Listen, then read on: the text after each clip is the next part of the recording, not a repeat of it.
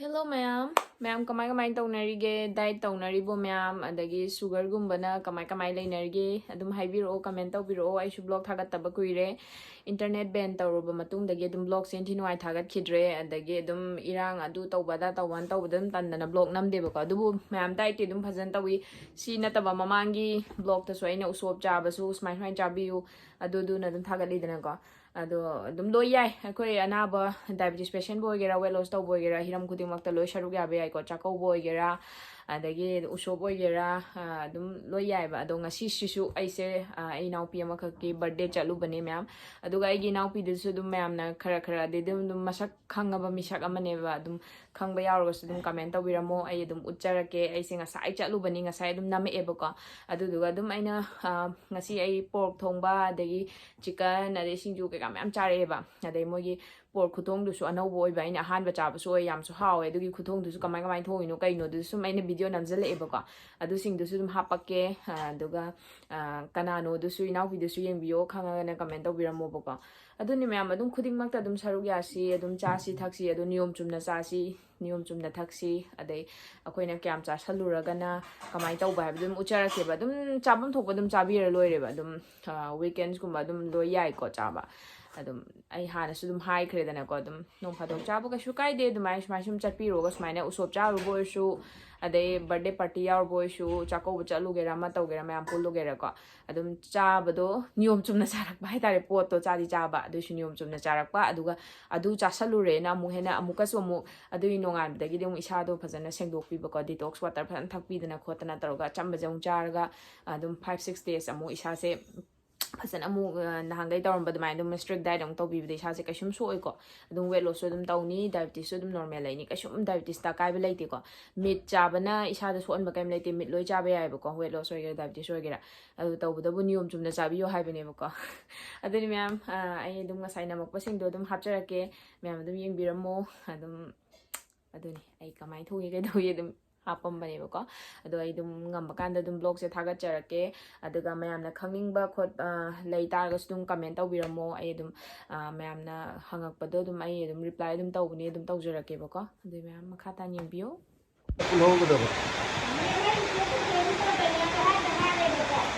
ha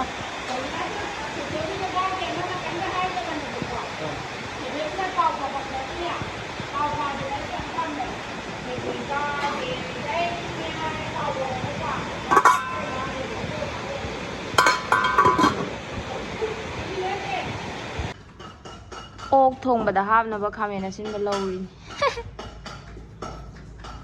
kana makari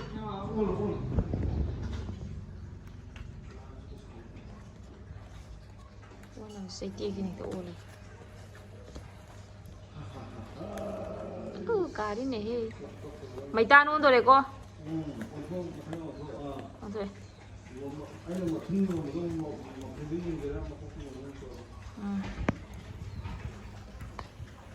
kami na sin badura oh pasudok pa sun lawre dana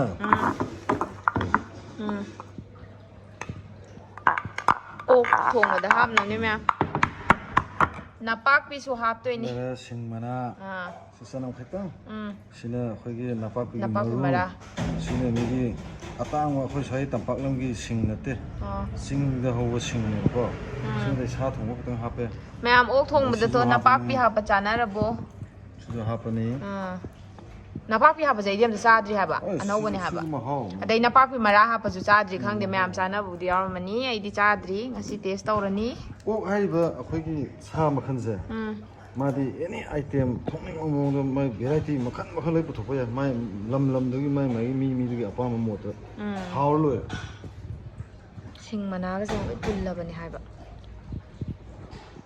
to thaw lo thokdo ni kem hap ta bi phuli ni ma'am thaw lo thok hidoi ni mai ising ama thaw mayam do masagi akhoi capsule nung gi thaw thorpdo adu kholo thokini hore lek thokdana ba adu ngasai pot ma hapa ga na mong ta na thongdo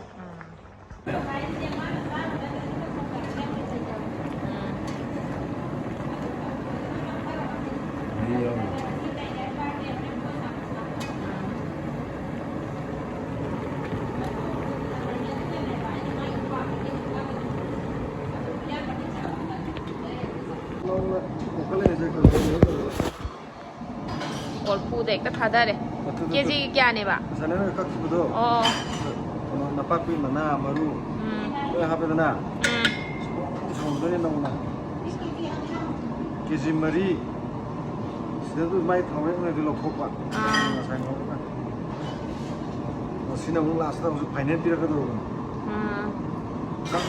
ꯉꯧꯗꯣꯏꯁꯤꯅꯦ ꯑꯗꯨꯒ ꯑꯣꯛ ꯐꯨꯠꯂ ꯊꯣꯡꯕꯗꯣ ꯁꯤꯅꯤ ꯊꯥꯎ ꯉꯧꯔꯒ ꯅꯠꯇꯦꯀꯣ ꯐꯨꯠꯂꯒ ꯊꯣꯡꯕ ꯑꯣꯛ ꯐꯨꯠꯂꯒ ꯊꯣꯡꯕ ꯁꯧꯒꯠꯂꯛꯄ ꯌꯦꯡ ꯅꯨꯡꯉꯥꯏ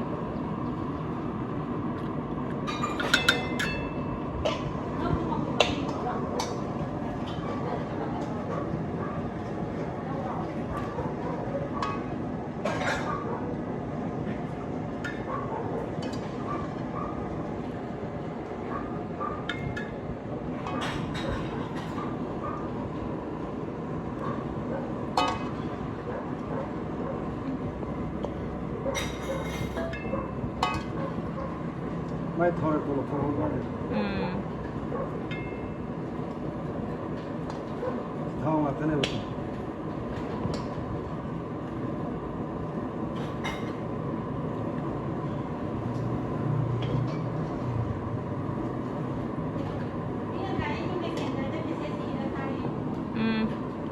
ꯑꯗꯒꯤ ꯁꯤꯒꯤꯁꯤꯅ ꯀꯔꯤ ꯇꯧꯅꯤ ꯈꯪꯕ꯭ꯔꯥ 이싱 해질래더나 이싱 아사보 해줘야래 아잉보 해줘야래 시 해질래더나 이싱 여기 다사쿠사 나 푸는 거 쌈풋도 시나 풋도 오 나도 일로 와 쌈풋기만 해야 돼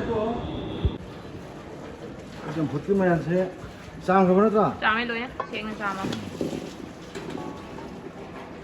이 합에다나 그러니까 쌈풋 맛이 난 그냥 합는 게도 아도 합에는 시다 시니 합이야 로 시디 오기 맛이 오 풋보다 한강과 합과 다섯 곳에가 합도 아도 이때 그렇게 되겠어 오 그대 동민들에 오기만 하면 뭐 시들 좀 하거든 하우도 만들어 내가 서울아 아닌가 이러니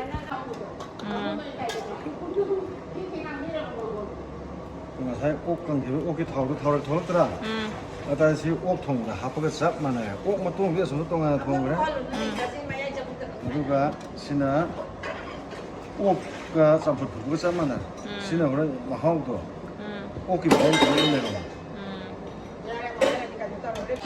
ꯃꯌꯥꯏ ꯆꯟꯖꯜꯂꯛꯄꯒꯤ ꯁꯤꯟ ꯑꯝꯇ ꯑꯣꯠꯀꯦ ꯐꯖꯔꯦ ꯑꯝꯇ ꯑꯣꯠꯄꯤꯔꯛꯑꯣ ꯀꯥꯏ ꯍꯩꯇ꯭ꯔꯦ ꯄꯦꯟꯗꯦꯕ ꯑꯩꯅ ꯑꯣꯠꯄꯁꯦ ꯑꯁ ꯃꯅꯤ ꯂꯣꯏ ꯀꯥꯁꯜꯂꯦ ꯐꯖꯩ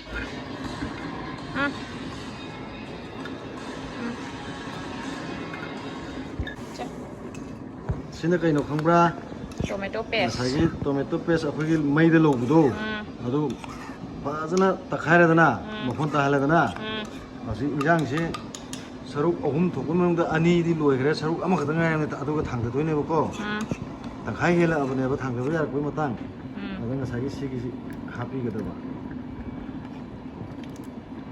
kamera sin gi athit bas as masida hawgadi mai mapon mai hore mahi da mai pen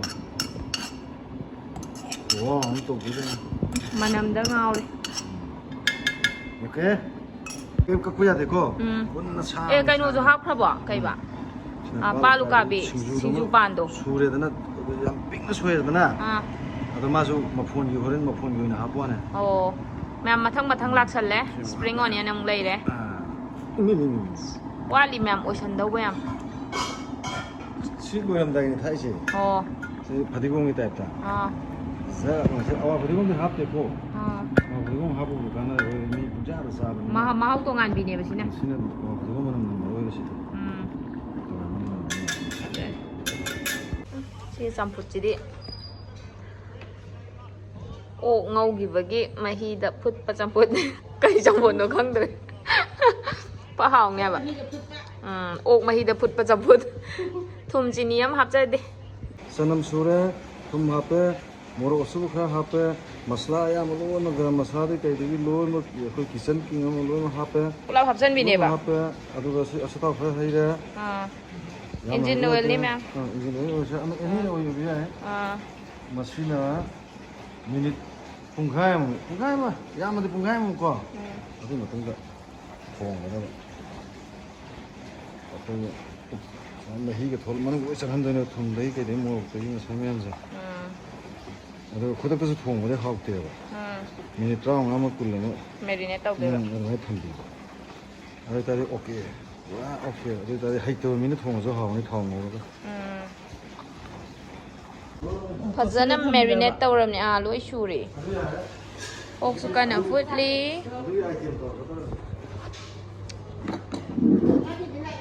ꯁꯤꯡꯖꯨꯒꯤꯅꯦ ꯌꯦꯟꯒꯤ ꯉꯧꯕꯤꯕ ꯃꯁꯛꯁꯦ ꯃꯦꯔꯤꯅꯦꯠ ꯇꯧꯔꯤꯗ ꯐꯖꯔꯦ ꯃꯁꯛꯁꯦ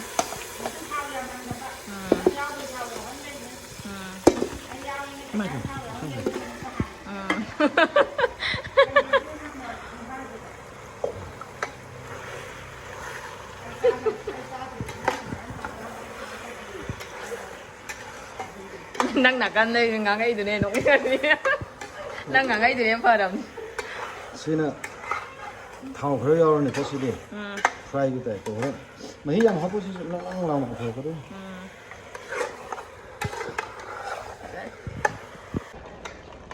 ꯃꯁꯛꯇꯣ ꯐꯖꯩ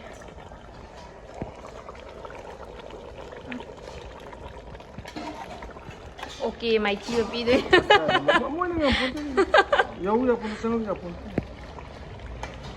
ꯑꯂꯨꯁꯦ ꯕꯣꯡ ꯕꯣꯡ ꯀꯥꯏꯔꯒꯗꯤ ꯑꯗꯨꯝ ꯊꯥꯡꯗꯣꯛꯄ ꯌꯥꯔꯦ ꯃꯍꯤ ꯍꯥꯞꯄꯣꯏ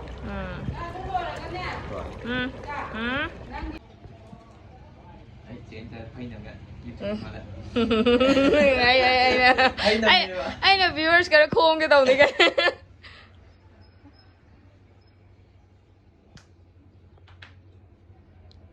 बर्थडे से सकते कनो ꯆꯥꯗꯝꯅꯦ हैप्पी बर्थडे टू यू ꯅꯪ ꯅꯁꯥꯅ ꯊꯟꯗꯥꯅ ꯁꯛꯄꯅ ꯐꯕꯅꯦ ꯈꯣꯟꯖꯦꯜꯗꯣ ꯋꯤꯁꯥꯟ ꯇꯧꯔ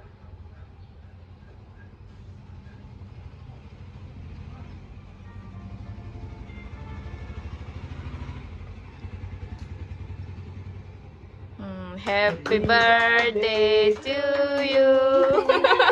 Happy birthday to you. Happy birthday, happy birthday. Happy birthday, Dina. Yari.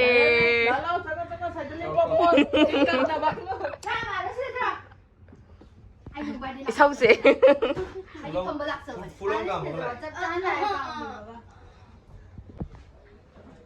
Bác khai từng chân luôn. Khách chân được thuộc em. Phát đi tôi lọc thổ. Chếp đẹp phát đi tôi lọc thổ. Mà sẽ nó bác có chỉ cái tăng sao đi. Nang yao đi yao cái này.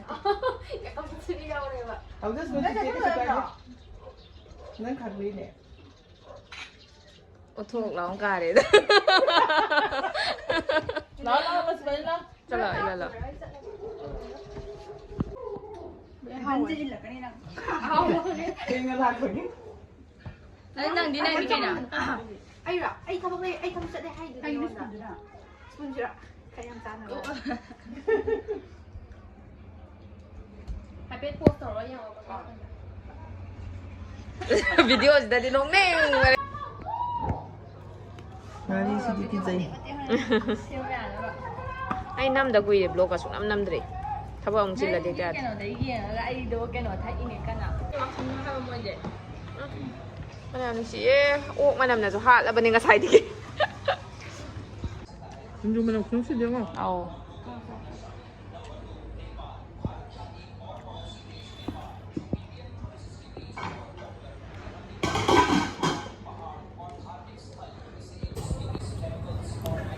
Sắp cầu chờ hạt cay.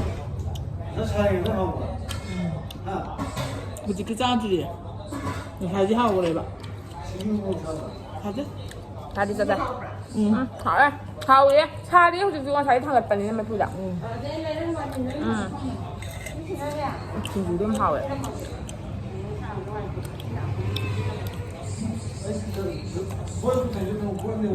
Mẹ làm lôi chăn lên. Xin mang ai đây? Xin ông mà kì.